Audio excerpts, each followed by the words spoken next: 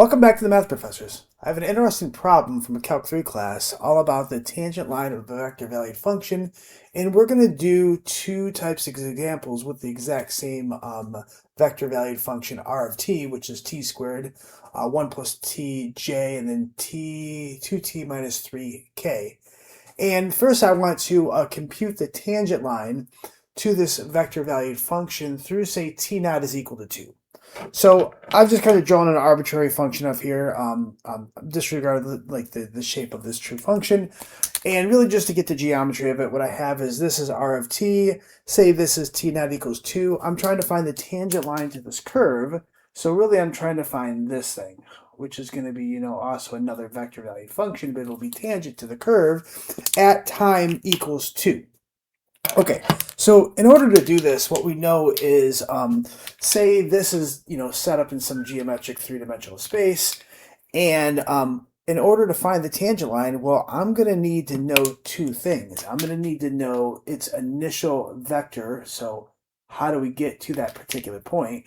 That blue thing being, r of 2. And then I'm going to have to define this line by the addition of its direction. So this thing right here is going to be v of 2, which is going to be its derivative. Now, I know that this line here, could have did it in dots, but this line, we'll call this L of t for the tangent line. Now, L of t would be defined by this. We know we're going to need r of 2, and then we're going to add v of 2 times our parameter t. So that means I'm going to have to, compute r of 2. I'm going to have to compute v of 2. And what we know is r of 2, just plugging 2 into here. So 2 squared would be 4. I'm going to do it this way, 4, just its components.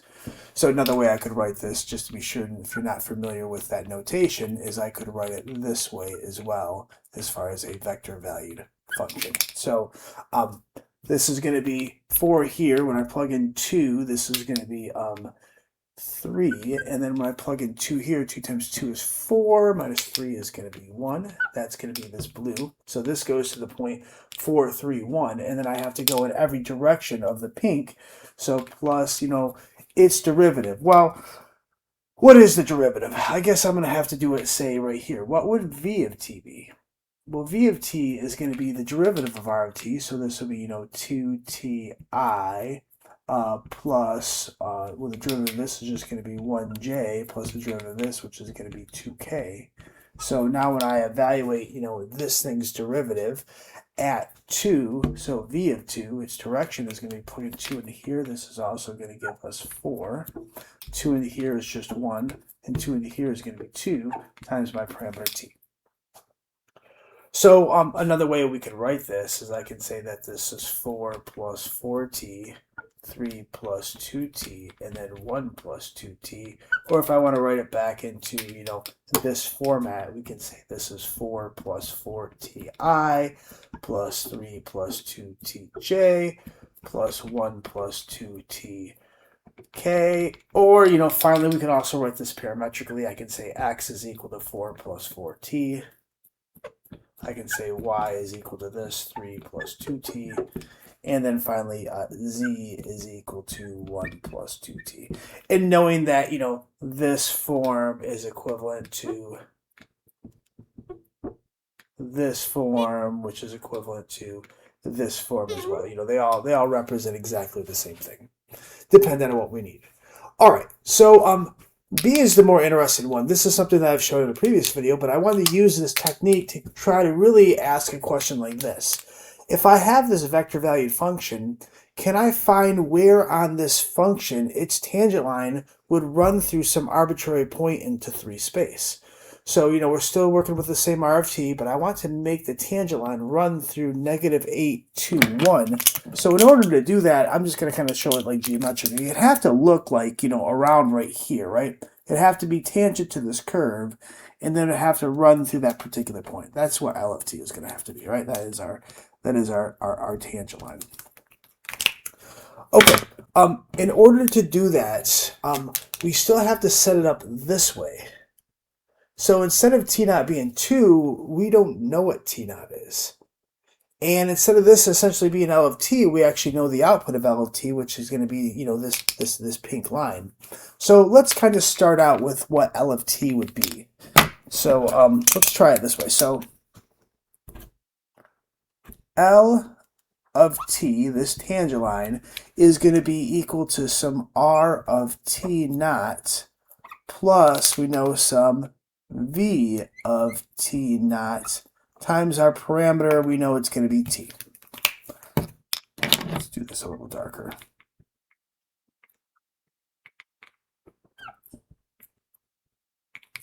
Okay. In order to do this, we know that we just don't really know what these values are, but I can plug this into here. I can also, I know its derivative, which is here, so I can also say plug in t naught. Remember, t naught is some constant. So that means this is going to be equal to, I'm going to write this way because it'd be easier. I'm going to have, t naught squared, comma 1 plus t naught, comma 2 t naught minus 3. That's our R of t naught. Then I'm going to have to add my V of t naught, which is going to be here, 2 t naught, comma 1, comma 2 times t.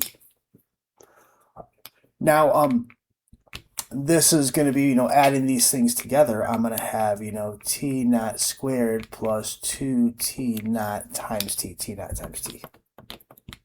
That'd be the first component. So this plus this times this. And then similarly, this component, 1 plus t naught plus 1t. And then finally, the last component is going to be 2 t naught minus 3 plus 2t. Now remember that I want this L of t to run through this point here. So really I want it, remember what I mean by that is if I have some, three-dimensional space here, let's do it this way. I need this point essentially to be directed by this vector here. So I need this tangent line to, hit the same spot. So I need this to be equal to -8 to -1. So really what I have is each one of these components, we can see there are two variables. And for two vectors to be equal, that means their corresponding component has to be equal to. So what I have here is -8 would have to be equal to t naught squared plus 2 t naught t. I'm also going to have 2 equal to 1 plus t naught plus t, and then finally -1 to be equal to the other one.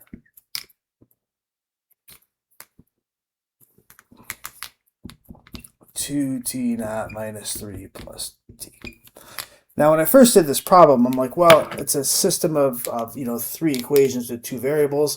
That's a quadratic form. These are both linear forms. So I'm like, well, I'll just go after the linear ones because they should be easier. So, subtracting 1, I'll get 1 is equal to t naught plus t. So then I can solve this thing for I don't know, t naught. So 1 minus t is equal to t naught. And then I can plug it into here for t naught.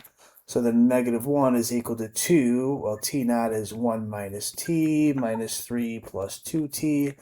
And then simplifying 2 minus 2t minus 3 plus 2t.